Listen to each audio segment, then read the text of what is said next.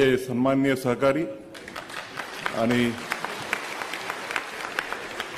माझ्यानंतर या देशाच्या न्यायव्यवस्थेची जे धुरा सांभाळणार आहेत ते माझे लहान बंधू न्यायमूर्ती सूर्यकांतजी,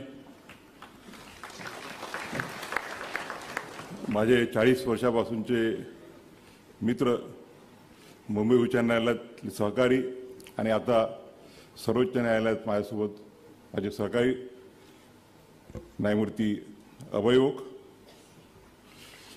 महाराष्ट्राचे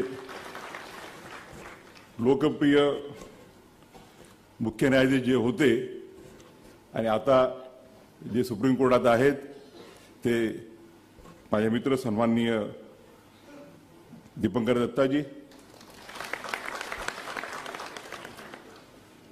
माझे दुसरे लहान बंधू न्यायमूर्ती प्रसन्न वराळे,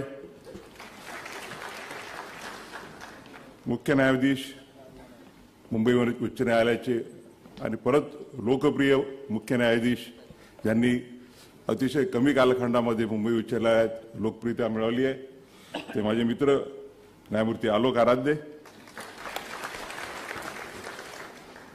माझे मुंबई उच्च न्यायालयातील सहकारी आणि सध्या केरळ उच्च न्यायालयाचे मुख्य न्यायाधीश श्री नितीन जामदार,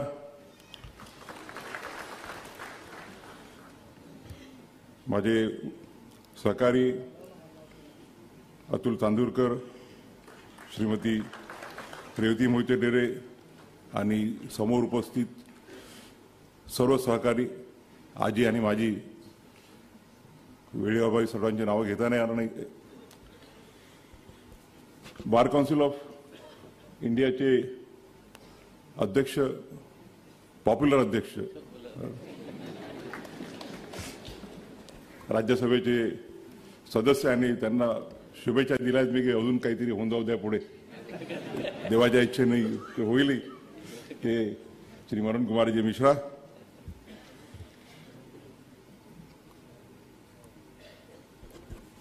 केंद्र शासनाचे ॲडिशनल सॉलिसिटर जनरल माझे मित्र अनिल सिंग, गोव्याचे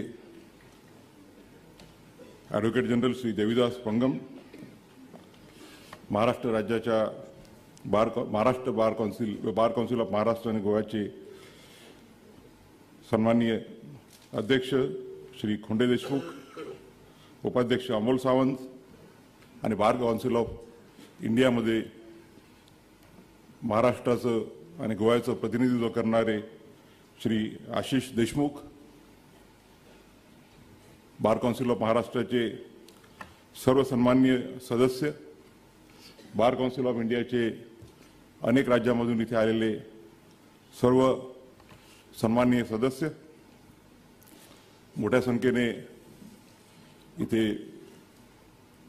वकिलांच्या शिवाय इतर अनेक जण उपस्थित आहेत.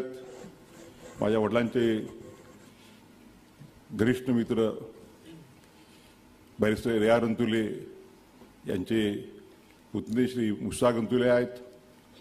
माझे कुटुंबीय सुद्धा मोठ्या संख्येने उपस्थित आहेत. माझे काका डॉक्टर विश्वास गवई, माझे लहान बंधू डॉक्टर राजेंद्र गवई, मुलगा ज्योतिरादित्य आणि इतर अनेक कुटुंबीय उपस्थित आहेत. आणि सर्वात महत्त्वाचे म्हणजे महाराष्ट्राच्या कानाकोपऱ्यातून एवढ्या प्रचंड संख्येने आलेले माझे सर्व, आपल्या प्रेमाच्या वर्षावाने पूर्णपणे ओथंबून गेलेलो आहे आणि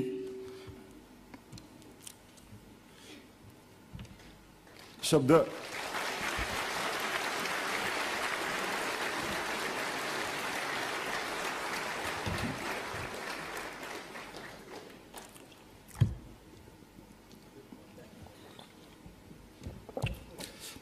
सूचनाचे झाले आहेत. 40 वर्षापासून आपल्या सर्वांचं प्रेम आणि आशीर्वाद सतत लाभलेला आहे आणि आजचा जो अभूतपूर्व सोहळा जो आपण आयोजित केला तो मला वाटते कधीही जीवनाच्या अंतापर्यंत मनातून जाणार नाही. शब्दांनी आपली कृतज्ञता व्यक्त करावी यासाठी माझ्याकडे शब्द नाहीत. वराडे साहेबांसारखा मी साहित्यिक नाही, त्याच्यामुळे माहीत असतं तर त्यांच्याकडून थोड्या 2-4 कविता लिहून घेतल्या असत्या. तर माझ्यासोबत आहेत आमचे रजिस्ट्रार निंबाळकर, त्यांनी काही सुचवलं नाही. माझ्या ते बुलडोझर जस्टिसवरचं जे जजमेंट होतं त्यातल्या जी सुरुवात ज्या कवितेने मी केली, कवी प्रदीप निंबाळकरांनी 2-4 कविता चांगल्या शोधून काढल्या होत्या, याच्यापुढे लक्षात ठेवतील.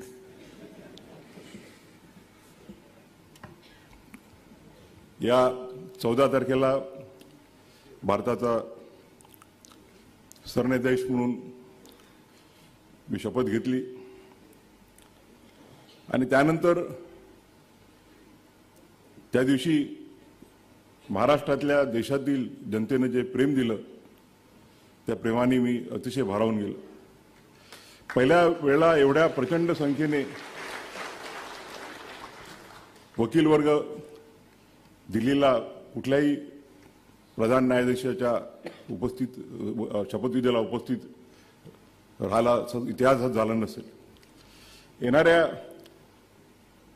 वकिलांकडनं जे फोन येत होते विविध बार असोसिएशनच्या पदाधिकाऱ्यांचे की आम्ही येणार आहोत आणि राष्ट्रपती भवनामध्ये आपल्याला माहीतच आहे की लिमिटेड जागा असते आणि म्हणून सुप्रीम कोर्टाने 2 ऑडिटोरियममध्ये व्यवस्था केली. तिथेही लोकांची व्यवस्था होऊ शकली नाही. मी या प्रसंगी आपली माफी मागू इच्छितो की आपल्याला त्या दिवशी जी काही गैरसोय झाली असेल, परंतु आपण माझ्या असलेल्या प्रेमापोटी त्याबद्दल साधा उल्लेख सुद्धा केला नाही आणि ती जी काही कमतरता होती ती आपण माफ करून दिली. आज मी विशेष काळाच्या मर्यादा पण आहेत, कारण की ओक साहेबांना आणि वराडे साहेबांना लवकर जायचं आहे. थोडक्यामध्ये आपल्याशी हितगुज साधण्याचा प्रयत्न करणार आहे.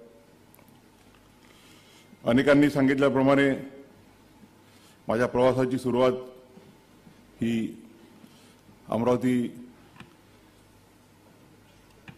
शहरातील जो एक फ्रेजरपुरा म्हणून भाग आहे आणि त्यावेळेला ऑलमोस्ट सेमी स्लम असा एरिया होता, तिथल्या नागरिक म्युन्सिपल स्कूल, त्याला नगर परिषद शाळा क्रमांक 8 या नावाने ती संबोधित होती. तिथून झाला लहानपणापासूनच आई आणि वडिलांचे संस्कार माझ्यावर आलेत आणि त्याच्यामुळे जो काही आज मी आहे त्यात डॉक्टर बाबासाहेब आंबेडकरांच्या विचाराचा जेवढा सहभाग आहे तेवढाच माझ्या आई आणि वडिलांनी दिलेल्या संस्काराचा सुद्धा सहभाग आहे. लहानपणी आईकडून आम्ही कष्ट शिकलो आणि त्यावेळेला परिस्थिती अतिशय बेताची होती, कारण की वडिलांनी फार कमी वयामध्ये बाबासाहेब आंबेडकरांच्या चळवळीत स्वतःला झोकून दिलं होतं आणि त्यामुळे घराची जबाबदारी माझ्या आईवर आली आणि आई शाळेमध्ये शिक्षिका म्हणून काम करत असताना घरसुद्धा सांभाळायची आणि आमचा परिवार म्हणजे एकत्रित परिवार होता. नुसतंच माझे काका आणि माझे आत्या एवढेच मर्यादित नव्हते, तर वडिलांचे अनेक आते भाऊ, मामे भाऊ, मावस भाऊ हे सुद्धा त्यावेळेला शिक्षणाची सोय कमी असल्यामुळे त्या सर्वांचाच रहिवास आमच्या घरी असायचा आणि माझी आई आणि त्यावेळेला आमच्या वडिलांची सगळ्यात लहान बहीण होत्या, सुनू होत्या, त्यांचं लग्न व्हायचं होतं. त्या दोघी मिळून किती लोक जरी असले त्यांचा सगळ्यांचा स्वयंपाक करायच्या आणि त्यामुळे एक लहानपणापासून एक इन्क्लुझिव्हनेस, त्याला म्हणतो सर्वांसोबत राहण्याचं, सर्वांसोबत जगायची जी प्रेरणा मिळाली ते लहानपणापासून आईकडून जे शिकलो. परंतु माझ्या जडणघडणीत जर सर्वात महत्त्वाचं कोणाचं योगदान असेल तर ते म्हणजे माझे वडील दादासाहेब गवई. लहानपणापासून त्यांच्यासोबत मी राहिलो. ते जिथे जिथे कार्यक्रमाला जायचे त्यावेळेला शाळेत शिकत असताना सुद्धा त्यांच्यासोबत मी जायचो आणि समाजात वावरण्याची, समाजासोबत राहण्याची सवय ती लहानपणापासून लाभली. समाजाचे प्रश्न काय असतात, तळागाळातल्या लोकांचे प्रश्न काय असतात आणि त्या जडणघडणीचा आणि बाबासाहेब आंबेडकरांचे विचार त्यांनी लहानपणापासून माझ्या डोक्यात आत्मसात केले. भारतीय राज्यघटनेबद्दल त्यांना अतिशय प्रेम होतं आणि भारतीय राज्यघटना त्यांना पूर्णपणे एक चांगले अभ्यासक होते ते. आणि त्यामुळे माझ्या लहानपणापासूनच डॉक्टर बाबासाहेब आंबेडकर आणि बाबासाहेब आंबेडकरांनी निर्माण केलेली भारतीय राज्यघटना ही माझ्या लहानपणापासूनच माझ्यामध्ये पूर्णपणे अंतर्भूत झाली आणि पुढच्या माझ्या आयुष्याच्या वाटचालीमध्ये त्याचं ते एक फाउंडेशन बनलं. खरं म्हणजे माझी सुरुवातीला वकील बनण्याची इच्छा नव्हती, कारण की मला आर्किटेक्चरमध्ये इंटरेस्ट होता आणि त्यामुळे आर्किटेक्ट बनावं अशी इच्छा होती. परंतु वडिलांना वकील व्हायचं होतं. परंतु ज्यावेळेला त्यांनी वकिलीच्या परीक्षेच्या वेळेला त्यांना सत्याग्रहामध्ये अटक करण्यात आली आणि जेलमध्ये होते, त्यामुळे ते परीक्षेला बसू शकले नाही आणि वकील झाले नाही. आणि त्यांची इच्छा होती की त्यांची जी वकील बनण्याची जी इच्छा होती ती वकील बनून पूर्ण करावी आणि त्यांचा आदेश मानून मी वकिलीला LLBला ॲडमिशन घेतली. मध्यंतरीच्या काळात वडील विधान परिषदेचे उपाध्यक्ष झाले, त्यामुळे मग आम्ही मुंबईला आलो. परिस्थिती बऱ्यापैकी झाली. चांगल्या शाळेत सुरुवातीला चिकित्सक समूहामध्ये मी 3री ते 7वीपर्यंत शिकलो. आईला असं वाटलं की माझे बाकीचे दोघं मुलं कॉन्व्हेंटमध्ये आहेत तर मोठ्या मुलाला न्यूनगंड येईल मराठी. तर 8वीमध्ये तिने मला होलीनेममध्ये टाकलं बाकीच्या 2 भावंडांसोबत आणि 8वी ते 10वी होलीनेममध्ये झाल्यानंतर KC कॉलेजमध्ये ग्रॅज्युएशन केलं. फर्स्ट इयर LLB मी गव्हर्नमेंट लॉ कॉलेजमध्ये केली. माझे अनेक मित्र त्यावेळचे आज इथे उपस्थित आहेत. राजन शिरोडकर आणि आम्हाला वाटते आमचं सहित नाही आहेत, आम्ही क्लासमेट होतो. आणि त्यानंतर वडिलांना 82च्या नंतर कंटिन्यू करण्यात आलं नाही त्यांचा राजकीय काही कारणांमुळे, आणि त्यामुळे परत आम्ही अमरावतीला शिफ्ट झालो आणि 2nd इयर आणि 3rd इयर लॉ मी पंजाबराव देशमुख लॉ कॉलेज अमरावती इथे पूर्ण केलं. त्यानंतर 85मध्ये मुंबईला बॅरिस्टर राजाभाऊ भोसलेंसोबत वकिली चालू केली. या प्रसंगी मला त्यांची उणी वाचते आहे. त्यांच्याकडून राजाभाऊंकडून बरंच शिकायला मिळालं आम्हाला. माझ्या चेंबर कलीग रेवती मोहिते डेरे ह्या सुद्धा राजाभाऊंसोबत होत्या आणि राजाभाऊंनी आम्हाला कुठल्याही मॅटर्स करायची एक मोकळीक दिली आणि त्यामुळे वकिलीमध्ये लवकर शिकता आलं. आणि त्या काळामध्ये आमची जी पिढी होती ती पिढी जे सिनियर ॲडव्होकेट्स आहेत त्या सिनियर ॲडव्होकेट्सचे आर्ग्युमेंट्स ऐकून कसं शिकता येईल, हे कसं आत्मसात करता येईल हे प्रयत्न करायचा. आणि त्या कालखंडामध्ये मग राजाभाऊ असो, M.A. राणे असो, C.R. दळवी असो, अपिलेट साईडचे भीमराव नाईक, वालावरकर असे अनेक दिग्गज होते. त्यांचे आर्ग्युमेंट्स चालू असताना आम्ही त्यांच्या कोर्टामध्ये बसायचो आणि त्यांच्याकडून त्यांच्या आर्ग्युमेंट्सकडून शिकण्याचा प्रयत्न करायचो. त्यावेळेला एक महत्त्वाची घटना मला करण्याची जी संधी मिळाली त्याबद्दल मला आजही आनंद वाटतो. तो म्हणजे 1900 इथे आल्यानंतर साहजिकच सोशल असल्यामुळे मित्रमंडळी आमची बऱ्यापैकी जमा झाली आणि राजाभाऊ, रघुवंशी, राजीव पाटील बसले आहेत. आमचे जोशी काका जे 60 वर्षाच्या पुढे जातच नाही आहेत. आणि त्या सगळ्यांनी मला एक्झिक्युटिव्ह काउन्सिलमध्ये उभं केलं. राजाभाऊ सेक्रेटरी झाले, दुधाट साहेब अध्यक्ष झाले होते. आणि बाबासाहेब आंबेडकरांचं तोपर्यंत हायकोर्टाच्या बार असोसिएशनमध्ये पोर्ट्रेट नव्हता. आणि मला आनंद आहे की माझ्या पुढाकाराने मी त्यावेळेला डॉक्टर बाबासाहेब आंबेडकरांचं तैलचित्र बार असोसिएशनला प्रेझेंट केलं आणि आज आपल्या बार असोसिएशनमध्ये बाबासाहेब आंबेडकरांचं तैलचित्र तिथे आहे.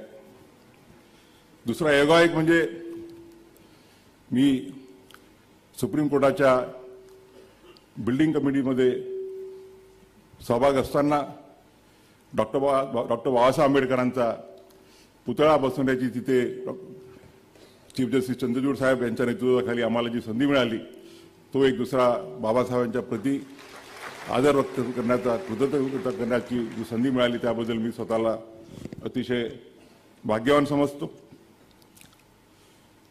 सुप्रीम कोर्टामध्ये बाबासाहेबांचा जो पुतळा लागला तर त्यावेळेला अनेक आम्ही फोटो पाहिले आणि त्यातला मला जो एक फोटो दिसला की बाबासाहेब आंबेडकर वकिलाच्या वेशामध्ये आहेत आणि म्हणून मी निर्णय घेतला की सुप्रीम कोर्टामध्ये बाबासाहेबांचा जो पुतळा लागेल तो वकिलाच्या मुद्रेमध्येच आणि सुप्रीम कोर्टाच्या दिशेने तोंड करून लागेल, जेणेकरून बाबासाहेबांचे जे विचार आहेत, बाबासाहेबांचा जो आदर्श आहे तो सतत आम्हाला प्रेरणा देत राहील.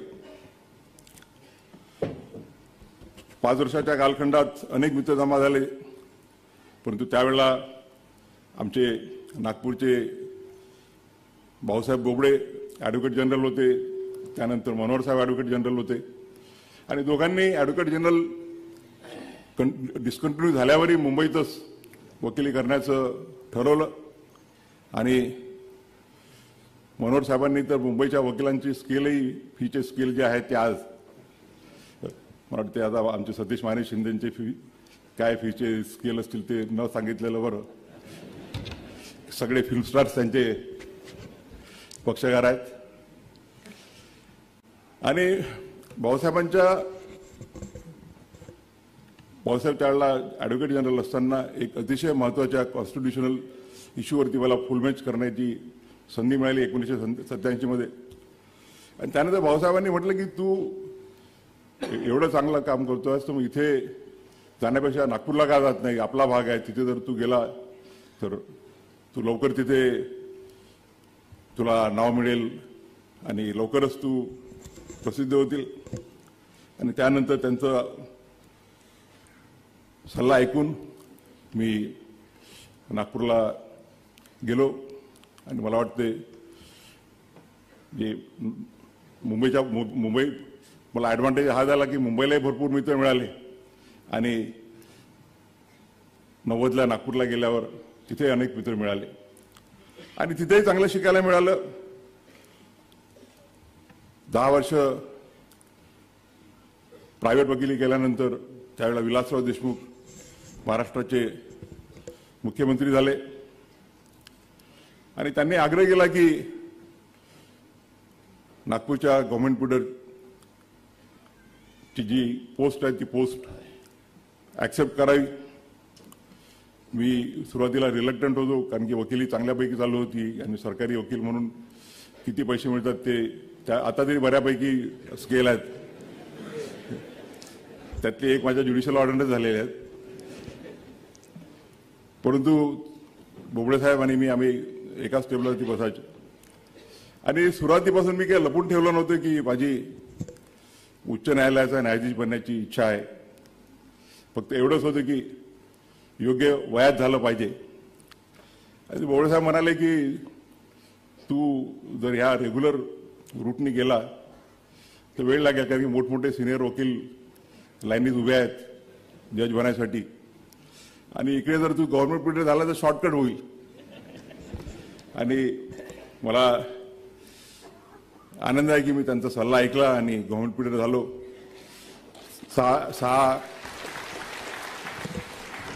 सहा महिन्यातच BP सिंग ज्यावेळेला नागपूरला आले होते तर 2 दिवसासाठी आले. 2 दिवसानंतर त्यांनी बोलावलं की इच्छा आहे काय.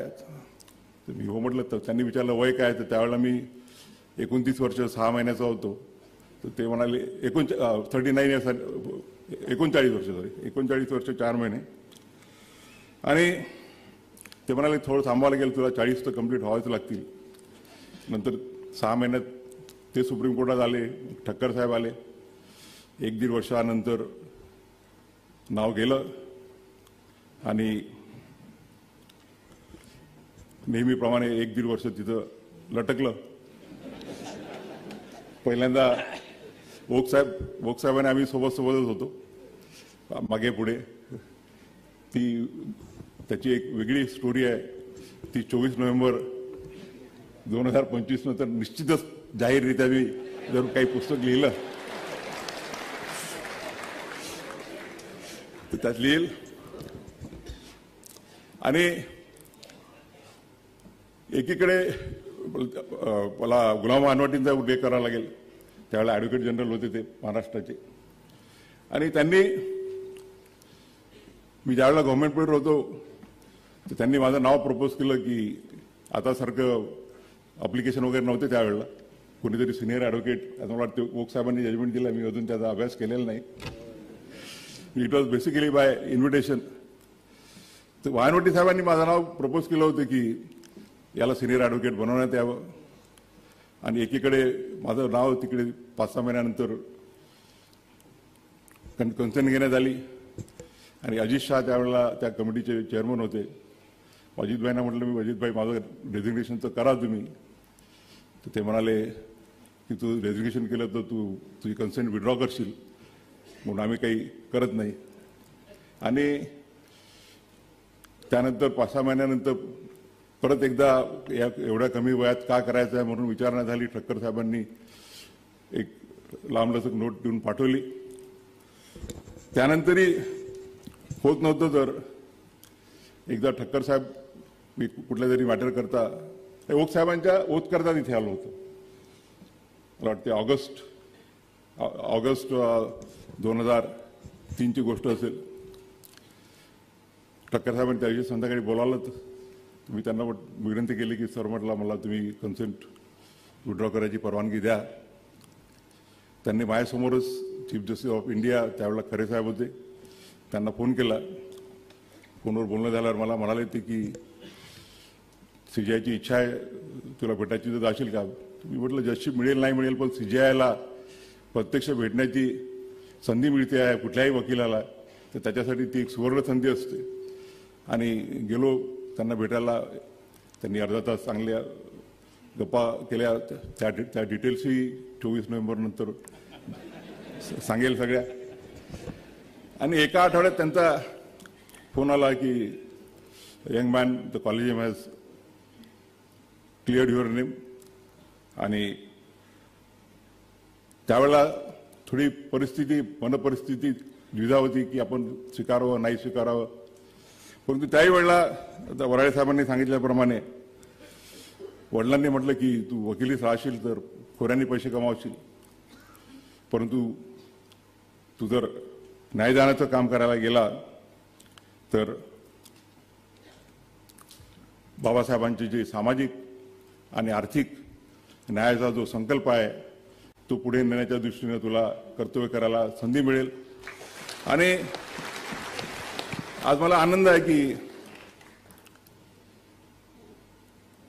त्यांचा निर्णय मानून मी न्यायाधीश म्हणून शपथ घेतली. आणि या 22 वर्षाच्या कालखंडामध्ये मला अतिशय समाधान आहे की माझ्या वडिलांना अभिप्रेत असलेलं बाबासाहेबांच्या घटनेला अभिप्रेत असलेलं सामाजिक आणि आर्थिक न्यायाच्या दृष्टीनं मी काही ना काहीतरी या देशाच्या न्यायालयीन जडणघडणीमध्ये हातभार करू शकलो. या प्रसंगी मला आनंद आहे की आज माझ्या दोन मित्रांच्या उपस्थितीत हा कार्यक्रम होतो आहे. जस्टिस अभयोग आणि आम्ही 40 वर्षापासून मित्र आहोत. सोबत वकिली केली. मी नागपूरला गेलो, ते मुंबईलाच कंटिन्यू झाले, परंतु मैत्री आमची तशीच होती. न्यायाधीश झाल्यानंतर ते मी ज्यावेळेला नागपूरला होतो त्यावेळेला ते व्हिजिटिंग जज म्हणून आले. त्यांचे संबंध अजून घनिष्ठ होत गेले आणि 2003च्या घटनेचा जरी मी उल्लेख टाळू इच्छितो आज, परंतु 2019ची जर घटना मी सांगितली नाही तर मला वाटते तो योग्य होणार नाही. 2019 मध्ये आमच्याकडे चालत असते, आपल्या सगळ्यांनी त्या स्टेजेस गेल्या आहेत हायकोर्ट जज होताना, आणि त्यावेळेला माझं नाव चर्चेत आलं. त्यावेळेला बऱ्याच प्रेसमध्ये वगैरे यायचं की गेल्या 10 वर्षापासून शेड्यूल कास्ट शेड्यूल ट्राईबचं कोणीच सर्वोच्च न्यायालयामध्ये नाही आहे, आणि त्यावेळेला देशामध्ये त्या घटकातील सर्वात ज्येष्ठ न्यायमूर्ती मी होतो. आणि मला विचारण्यात आलं तर मी हो म्हणण्याच्या अगोदर पहिल्यांदा माझे जे 2 सिनियर मित्र आहेत, धर्माधिकारी साहेब न्यायमूर्ती आणि ओक साहेब, यांच्याकडे गेलो. ओक साहेबांना म्हटलं असंच आहे की तर मी काय करू अशा परिस्थितीत. त्यांनी म्हटलं की ऑलरेडी मुंबईचे 3 न्यायमूर्ती सुप्रीम कोर्टात आहेत, त्यामुळे मुंबईचा कोटा फुल आहे, आणि तू जर दुसऱ्या कुठल्या मार्गाने दुसऱ्या कोर्टातून जात असतील तर मला ऑब्जेक्शन असण्याचं काहीही कारण नाही आहे. आणि कारण की माझ्यावरती ते, आणि ते हे म्हणाले की माझा जर मित्र आज जाऊन जो या देशाचा सर्वोच्च न्यायालय बनण्याची त्याला संधी मिळणार असेल तर ती माझ्यासाठी आनंदाची बाब आहे. आणि याचा मी जाहीरपणे आज उल्लेख करू इच्छितो की त्यांनी मनाचा मोठेपणा दाखवला त्यावेळेला.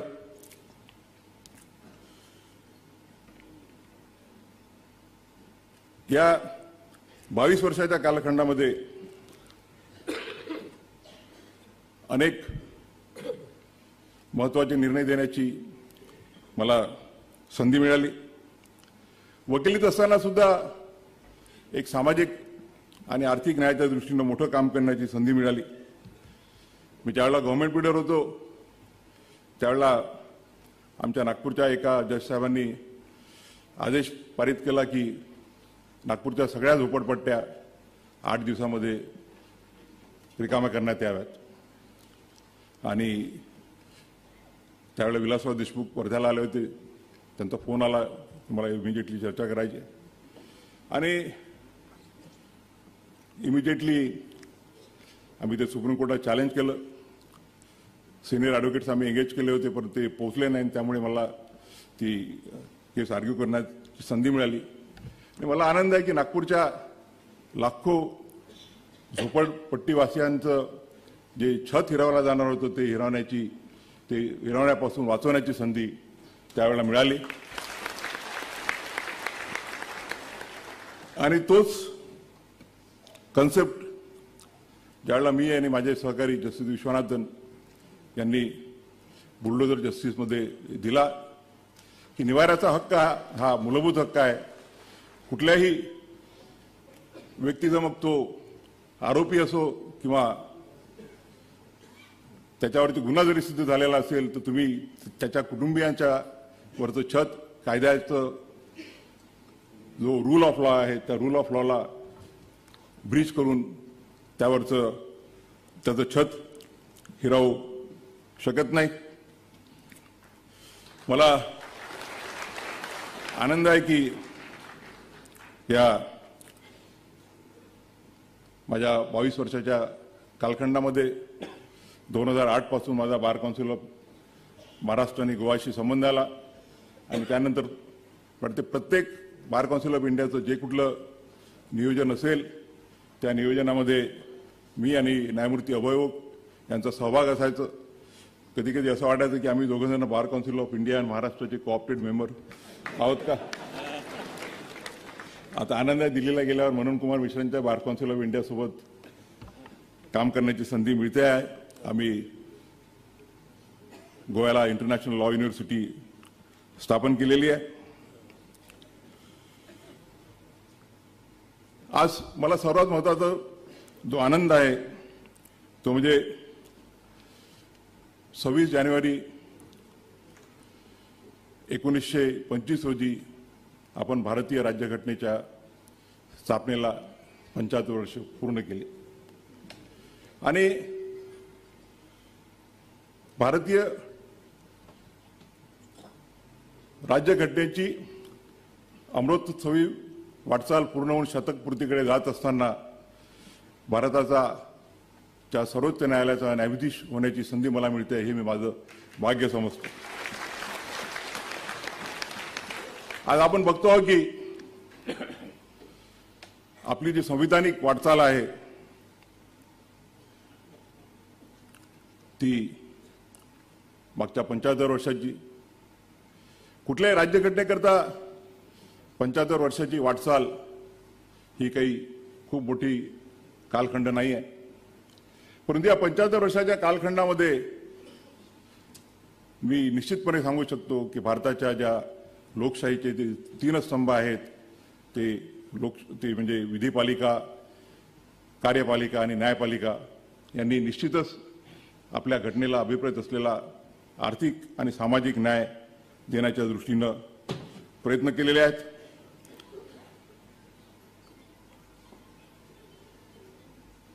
ओक साहेबांनी उल्लेख केला केशवानंद भारतीच्या जजमेंटचा. केशवानंद भारतीच्या जजमेंटनी बेसिक स्ट्रक्चरची संकल्पना आणली. प्रश्नच नाही की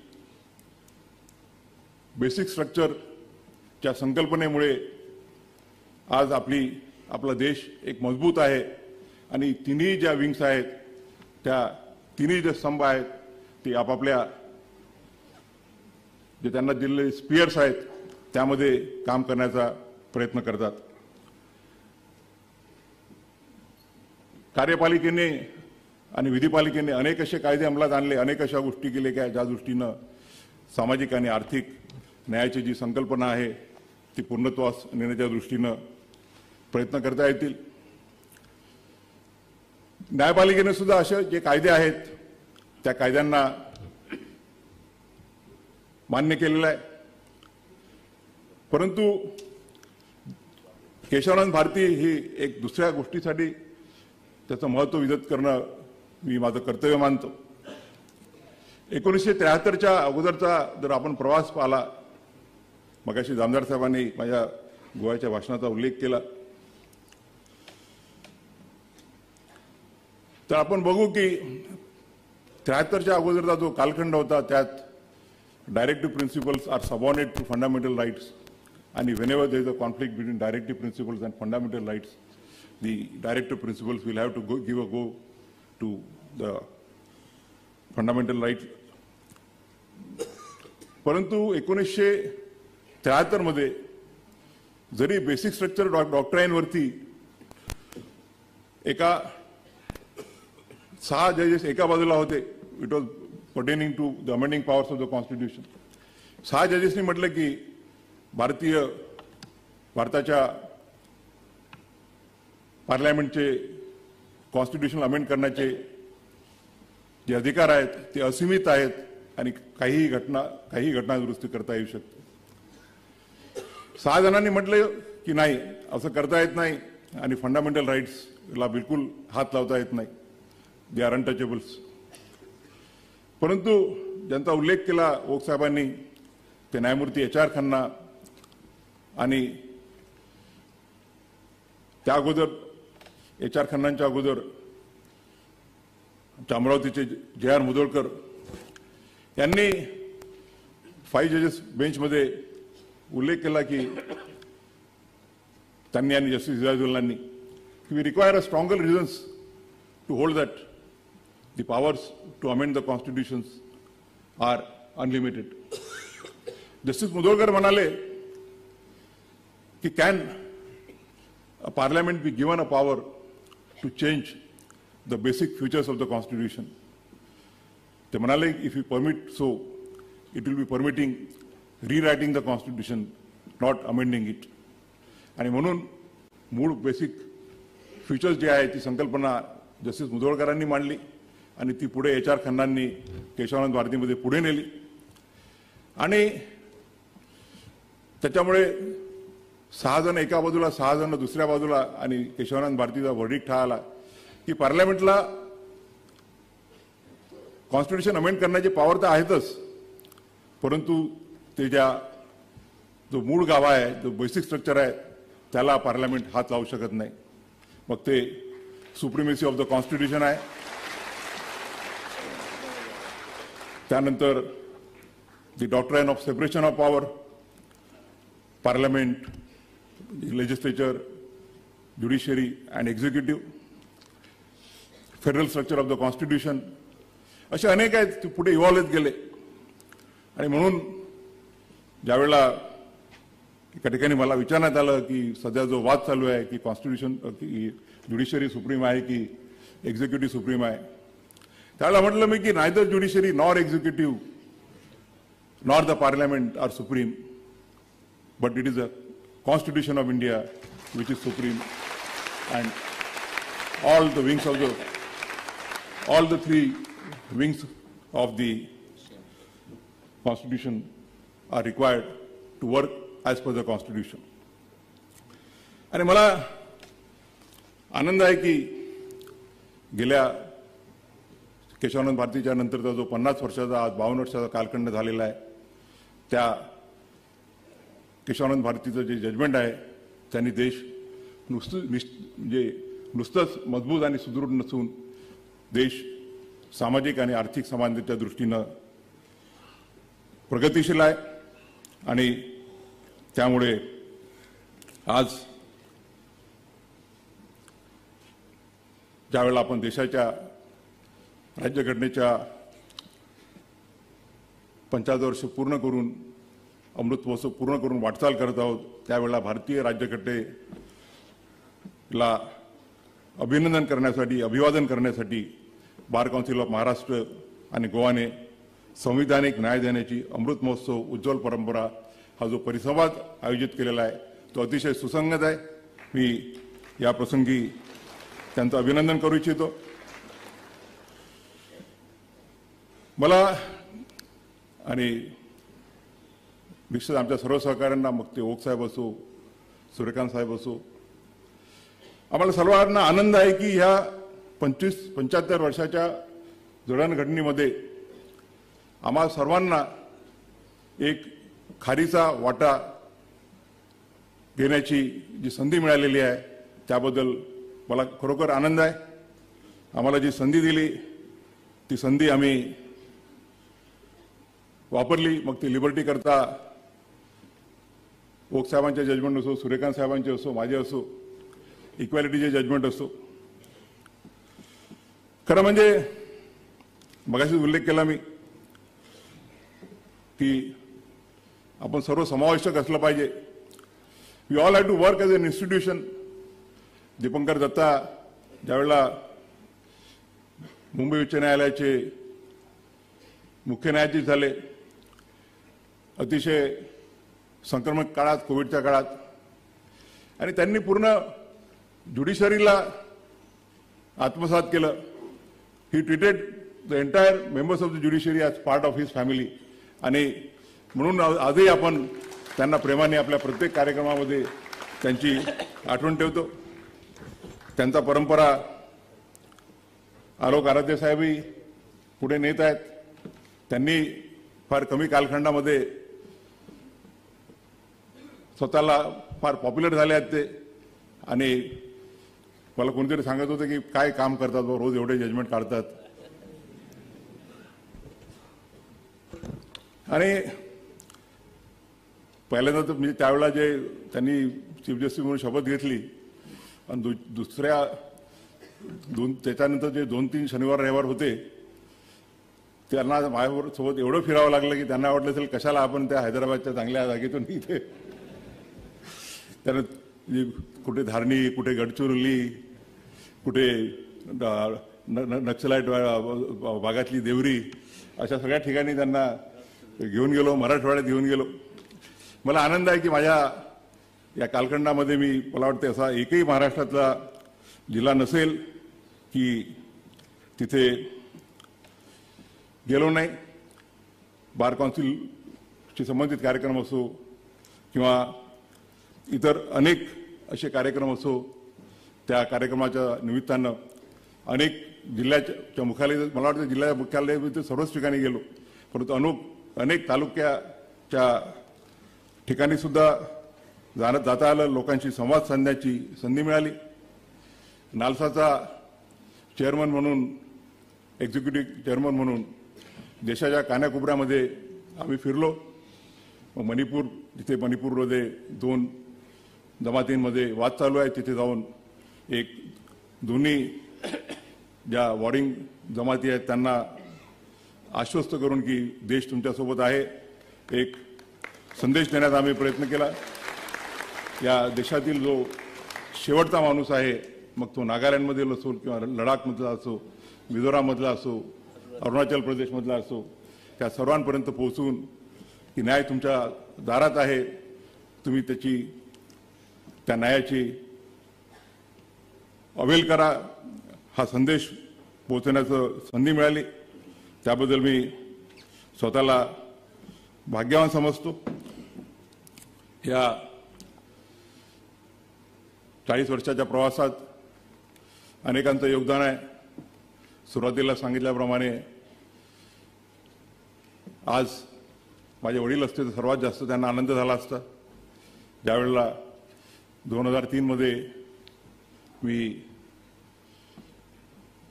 उच्च न्यायालयाचा न्यायाधीश म्हणून शपथ घेतली, त्यावेळेला ते म्हणाले होते, मला नाही म्हणाले पण माझ्या बाकीच्या नातेवाईकांना, की भूषण एक दिवस सर्वोच्च न्यायालयाचा मुख्य न्यायाधीश निश्चित होईल. आणि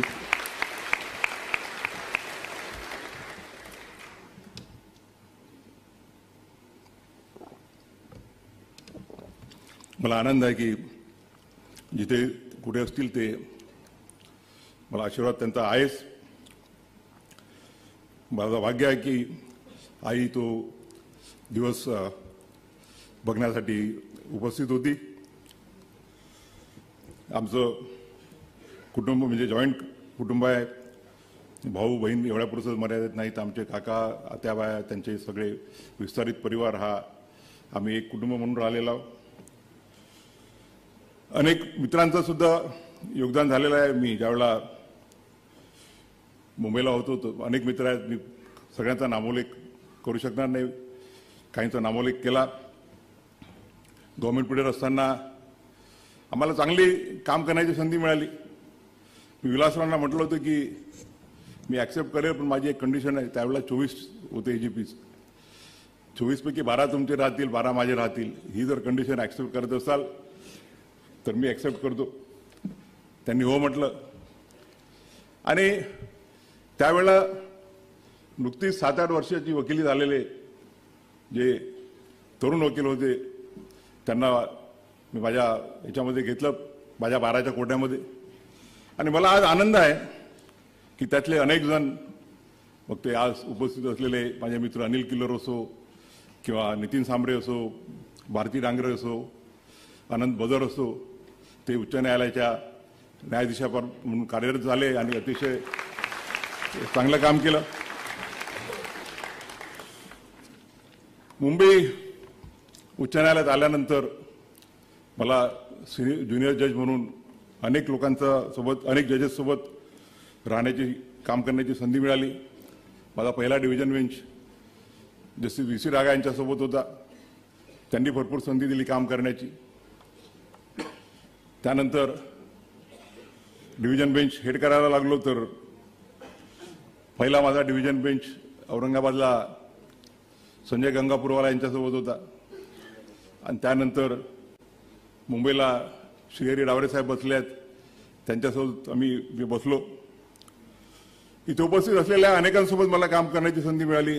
मग ते अजय गडकरी असो, न्यायमूर्ती सुनील शुक्रे असो, भडंग साहेब असो, मकरंद कर्णिक आणि मी 2 रोस्टर बसलो. मी मुंबईला 2017 ज्यावेळेला आलो त्यावेळेला ते कधी सांगतील तो किस्सा. भारती डांगरे यांच्यासोबत 2दा बसायची संधी मिळाली. रेवती मॅडमसोबत फक्त एकच दिवस बसलो. अतुल चांदूरकरांसोबत सुद्धा नागपूरला भरपूर काम करण्याची संधी मिळाली. परंतु दोघांचा मी विशेष उल्लेख करू इच्छिल तो या प्रसंगी. एक तर आमचे मित्र नंदूभाऊ देशपांडे, ND देशपांडे उपस्थित आहेत. त्यांनी 2010 मला ब्लड प्रेशर गिफ्टमध्ये दिलं.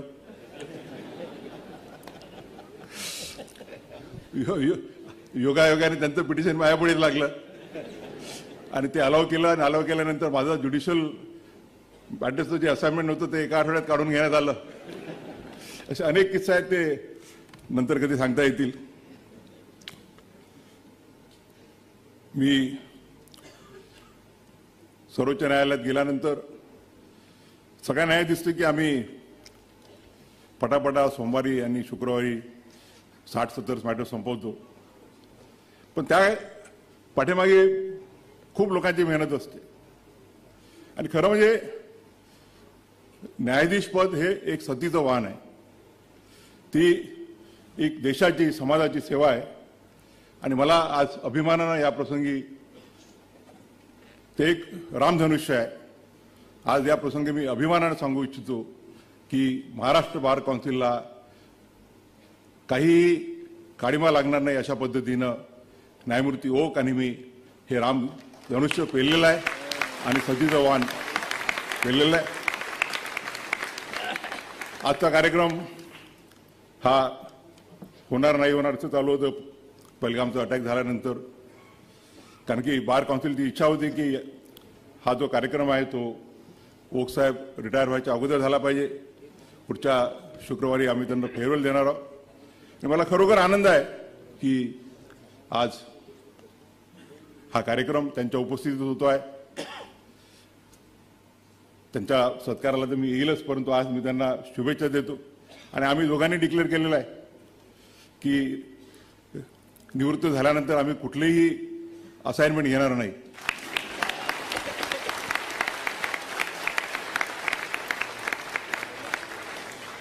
त्यामुळे आम्ही ओक साहेब 24 पासून त्यानंतर 6 महिन्यांनी आम्ही तुम्हाला भरपूर उपलब्ध राहू.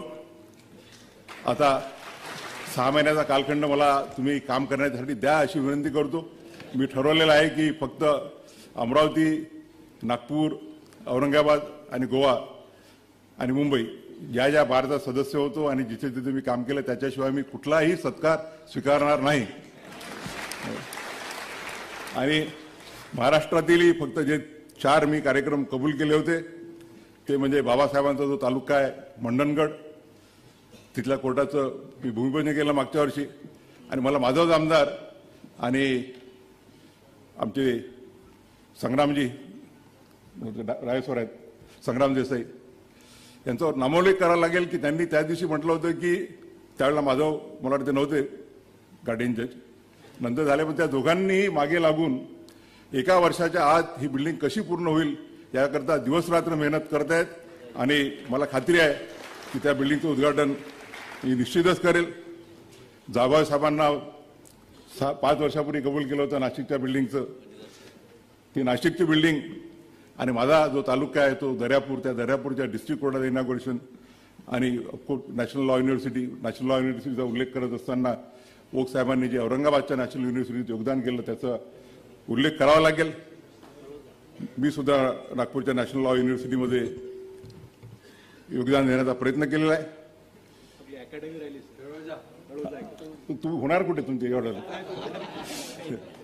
जे कबूल केले त्याच्याशिवाय दुसरं कुठलंही मी इन्व्हिटेशन स्वीकारणार नाही. त्याच्यामुळे इन्व्हिटेशन देऊ नका अशी विनंती करतो. मगाशी सांगितल्याप्रमाणे आम्ही जे कामं करतो, जे जजमेंट देतो त्यामध्ये अनेकांचा सहभाग असतो. आणि उल्लेख करावा लागेल की आमचे जे लॉ क्लर्क रिसर्चर्स असतात ते दिवसाचे 10-10, 12-12 तास मेहनत करतात आणि त्यांच्या मेहनतीत त्यांची जर मेहनत असेल तर आम्ही जे आउटपुट देऊ शकतो तो आउटपुट निघू शकत नाही. माझ्यासोबत आजपर्यंत आता 17 लॉ क्लर्क्सनी महत्त्वाचं योगदान दिलेलं आहे. आज एकाएक म्हणजे आज 4 जण इथे उपस्थित आहेत. माझा पहिला लॉ क्लर्क श्रीरंग वर्मा जो औरंगाबादचा आहे, त्यानंतर मृणाल भिडे नाशिकची भिडे साहेबांची मुलगी, वरद किलोर आणि अभिषेक कर्णिक यांचा मी या प्रसंगी उल्लेख जर केला नाही तर ते चुकीचं ठरेल. मगाशी देशपांडे साहेबांचं नाव घेता घेता एक नाव विसरून गेलो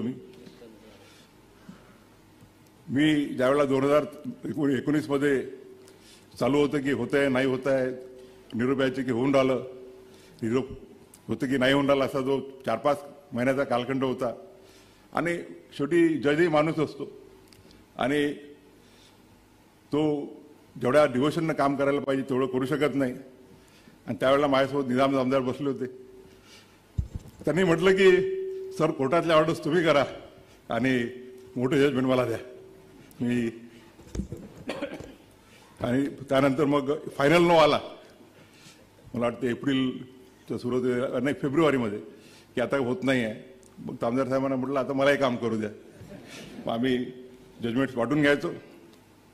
या सर्वांचा रेखाचा नामोल्लेख मी विसरले असेल तर त्यांनी मला माफी मागावी, कारण मी लिहून भाषण आणत नसतो. त्यामुळे वेळेवर जे सुचतं त्यात एखाद्या वेळेला चूकभूल होऊ शकते. आणि या प्रसंगी आपल्याला माहीत आहे की मगाशी म्हटल्याप्रमाणे जजचं काम हे एक सतीच्या वाणासारखं काम आहे आणि सगळ्यात अफेक्टेड जर कोणी राहत असेल तर ती म्हणजे जजेसची फॅमिली. इव्हन वकिलांना सुद्धा काम करावं लागतं. आणि या प्रसंगी मी जसं माझ्या वडिलांच्या वाटचालीमध्ये माझ्या आईचा सिंहाचा वाटा आहे, तसंच माझ्या वाटचालीमध्ये माझी अर्धांगिनी डॉक्टर तेजस्वी गवई आणि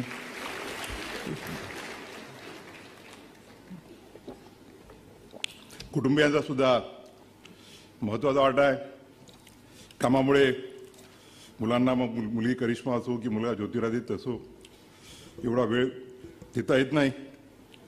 परंतु ती उणीव मी 24 नोव्हेंबर 25 नंतर निश्चितच भरून काढेल. या प्रसंगी आपल्या सर्वांच्या प्रति माझी कृतज्ञता व्यक्त करत असताना फक्त एकच महाराष्ट्राच्या नोकरशाहीचं कौतुक करू इच्छितो. 6-7 महिन्यापूर्वी निश्चित झालं की पुढचा चीफ जस्टिस ऑफ इंडिया कोण बनणार आहे. आणि त्यानंतर देशाच्या कानाकोपऱ्यात जिथे जिथे गेलो मी, तिथला chief justice, director general of police, तिथले पोलीस कमिशनर, तिथले डिव्हिजनल कमिशनर हे सर्व जातींना एअरपोर्टवर हजर राहायचे. आम्ही 5-6 महिन्यापूर्वी एक अमृतसरला गेलो होतो कार्यक्रमाला. सूर्यकांत साहेब आणि मी, सूर्यकांत साहेबांच्याबद्दल सांगायचं राहिलं की आमची 2005 पासूनची मैत्री आहे.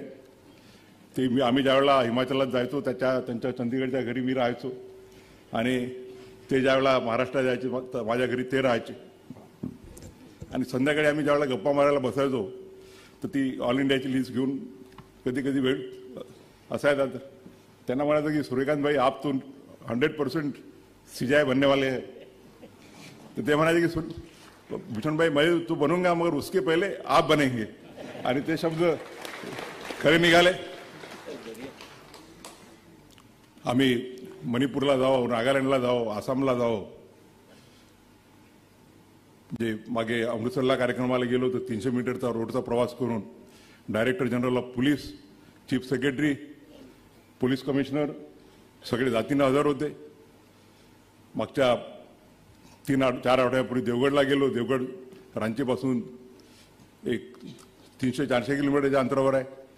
आणि तिथले चीफ सेक्रेटरी, तिथले डायरेक्टर जनरल ऑफ पोलीस हे सर्व जातीनं एअरपोर्टवरती रिसिव्ह करायला हजर होते. परंतु मला नेहमीच ओक साहेब तर नेहमी म्हणत असतात की महाराष्ट्र इन्फ्रास्ट्रक्चरच्या मागे, ज्युडिशियल इन्फ्रास्ट्रक्चरच्या मागे आहे. मी त्यांचा आणि माझ्यात थोडा जो डिबेट असतो, मी म्हणतो की नाही, महाराष्ट्रामधल्या ज्युडिशियल इन्फ्रास्ट्रक्चर सुद्धा चांगला आहे. ओक साहेब, मी, डेरे मॅडम, कर्णिक साहेब, आम्ही भरपूर काम केलं इन्फ्रास्ट्रक्चरमध्ये. त्या मिळून असताना मी मोहित शाह साहेबांचा उल्लेख विसरून गेलो. ते चीफ जस्टिस असताना त्यांच्याकडून खूप आम्हाला प्रेरणा मिळाली. चव्हाण साहेबांसोबत सुप्रीम कोर्टामध्ये आणि नॅशनल लॉ युनिव्हर्सिटीमध्ये चांगलं काम करण्याची संधी मिळाली. आज महाराष्ट्रामध्ये इन्फ्रास्ट्रक्चर चांगलं काम करण्याचं आमच्या केवले मॅडम आणि विलास गायकवाड हे चांगलं काम करत आहेत. आपल्या महाराष्ट्रातले ज्युडिशियल ऑफिसर मुनघाटे आणि निंबाळकर हे सुद्धा माझ्यासोबत तिथे काम करत आहेत. या प्रसंगी मला एवढंच वाटतं की ज्या वेळेला आपण म्हणतो की लोकशाहीचे 3 स्तंभ म्हणजे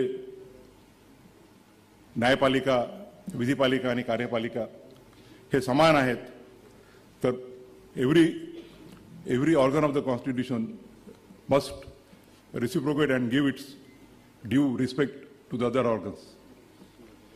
महाराष्ट्र राज्यातला एक व्यक्ती चीफ जस्टिस ऑफ इंडिया म्हणून महाराष्ट्रात पहिल्यांदा येत असताना महाराष्ट्राच्या चीफ सेक्रेटरीला किंवा महाराष्ट्राच्या डायरेक्टर जनरल ऑफ पोलीसला किंवा मुंबईच्या पोलीस कमिशनरला तिथे येण्याची योग्यता वाटत नसेल तर त्याबद्दल त्यांनीच विचार करायला पाहिजे. की मला प्रोटोकॉलचा बिलकुलही हे नाही आहे. मी अजूनही अमरावतीला जातो, नागपूरला जातो, तर मी पायलट एस्कॉर्ट घेऊन जात नाही.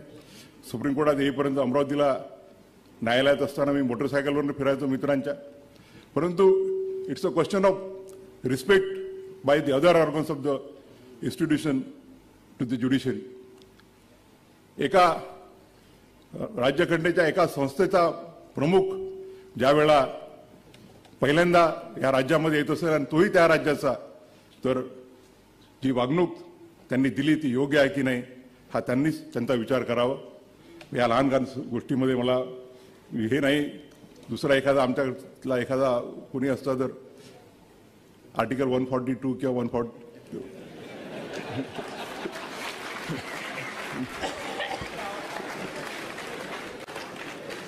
लहान लहान गोष्टी आहेत, पण तुम्ही उल्लेख यासाठी केला की लोकांना कळलं पाहिजे. मी या प्रसंगी पुनश्च आपल्या सर्वांचे मनापासून आभार मानतो. आभार कोणाचे मानायचे? आपण आपलेच मानायचे का? कालपासून मी ओथंबून गेलेला बार काउन्सिल ऑफचे सर्व सदस्य आपल्या कुटुंबियांसोबत कालपासून हजर आहेत. खरं म्हणजे माझ्या बायकोला कार्यक्रम वगैरे आवडत नाहीत, पण त्यांचा आग्रह होता की नाही तुम्ही वहिनींना घेऊन या, आम्ही सगळेजण आमच्या बायकोला घेऊन येतो, बायकांना घेऊन येतो. तर मी खरोखर आपल्या प्रेमाने ओथंबून गेलेलो आहे.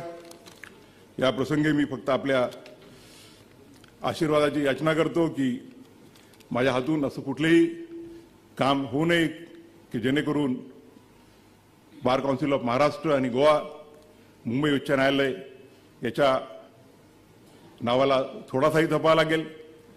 माझ्याकडून असं काम व्हावं की the rule of law, the constitutional values, the principles of liberty, equality and justice are maintained.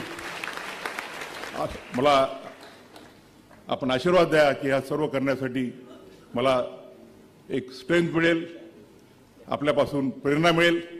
पुनश्च एकदा आपल्या प्रति कृतज्ञता व्यक्त करून मी माझे लांबलेले 2 शब्द संपवितो. धन्यवाद.